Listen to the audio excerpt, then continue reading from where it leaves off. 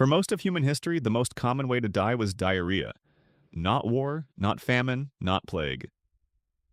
Diarrhea caused almost always by drinking water that had been contaminated with human waste. It killed more people than every war combined.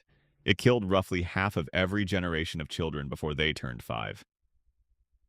For 4,500 years, the leading cause of death on planet Earth was the absence of a toilet. The toilet ended this. It is the deadliest problem any invention has ever solved. It is the reason cities can exist. It is the reason the average human now lives 40 years longer than they did in 1800. 7 billion people will use one today and not think about it once. Almost no one knows who invented it. Almost everyone agrees it was a man named Crapper. Almost everyone is wrong. This is the 4,500-year history of the toilet. 2500 BC, the Indus Valley Pipes. Long before Rome, long before written language was widespread, the cities of the Indus Valley in what is now Pakistan had something almost no later civilization would have for the next 4,000 years. They had plumbing.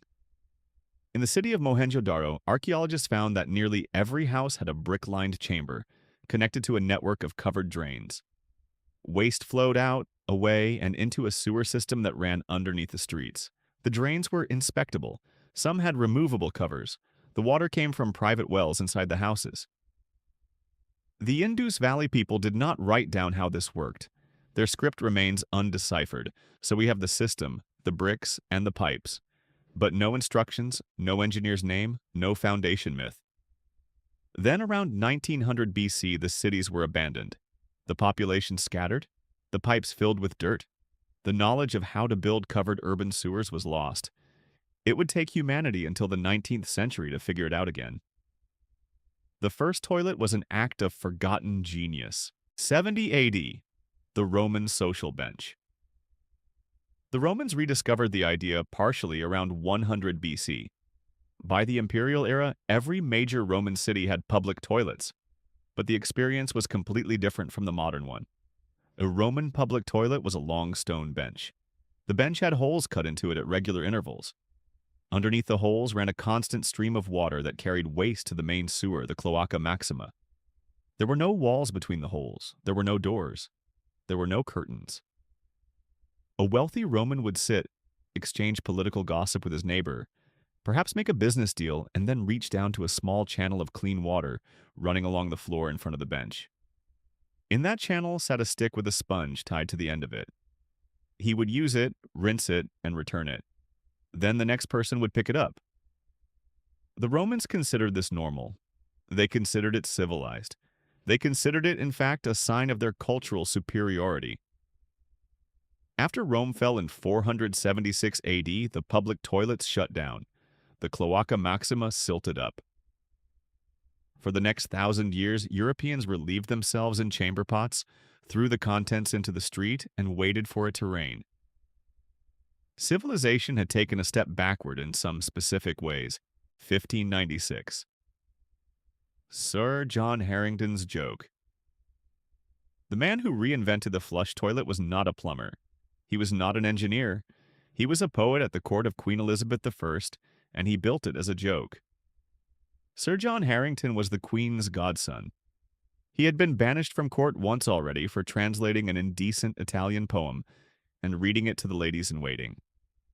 To get back in her favor, he designed and built a working flush toilet at his country estate.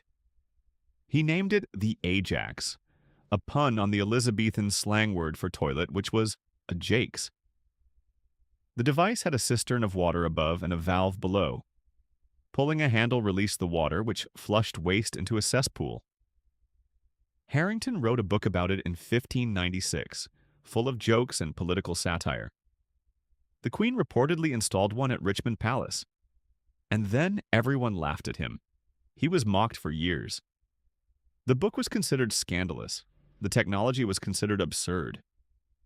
Harington died in 1612, mostly forgotten. For the next 180 years, the flush toilet sat as a single bad joke at the bottom of a single garden in England. 1775. Alexander Cumming's S-bend. The flush toilet had a problem that Harington's joke had never solved. Water flushed the waste away. but the pipe stayed open. The smell from the cesspool came right back up into the house. In 1775, a Scottish watchmaker named Alexander Cumming patented the solution. His invention was simple: a pipe shaped like the letter S. The lower curve of the S held a small permanent puddle of water. Waste passed through it on the way down, but the water seal blocked the gases from coming back up. This was the actual invention of the modern toilet. Not Harington's flush, not Crapper's brand, the S-bend. Cumming was a clockmaker, not a sanitation engineer. He filed the patent and went back to building watches for the king. The S-bend would later become standard plumbing in every house in the world. He died with no fortune from it. The patent expired. Other men got rich. Most great inventions are made by someone who is thinking about something else. 1880. Thomas Crapper's empire. By the middle of the 19th century, London had a sewer system. Houses had pipes. The flush toilet had been refined by dozens of inventors. The technology was ready. What it needed was a salesman. Thomas Crapper was not the inventor of the flush toilet. He did not invent the S-bend. He did not invent the float valve. He did not invent the modern cistern. He was a plumber from Yorkshire who opened a shop in Chelsea in 1861 and was extremely good at selling toilets. Crapper held 9 patents in his lifetime, most of them small improvements. A better ball cock, a more reliable seal. His real talent was branding. He put his name on the front of every cistern. He installed 30 plumbing systems for royal residences.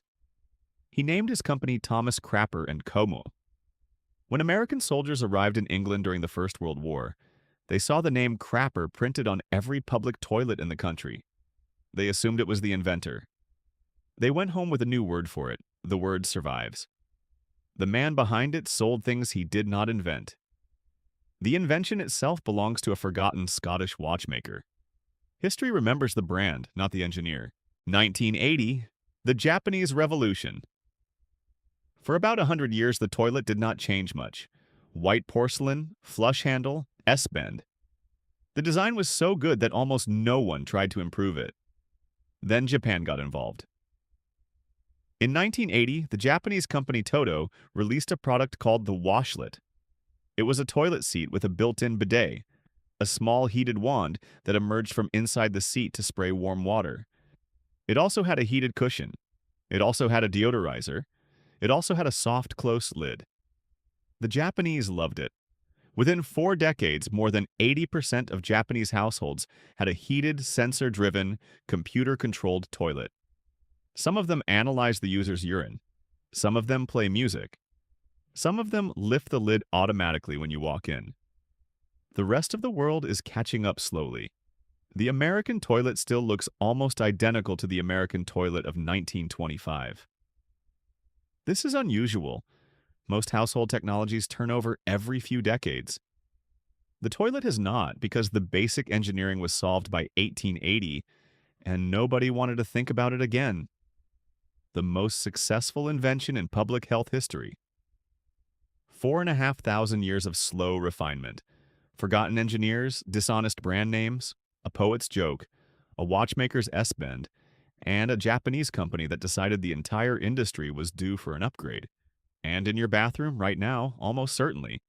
A piece of white porcelain that nobody thinks about, doing the most important job in the building. Thank you for watching. Every object has an origin. Click here for the next one.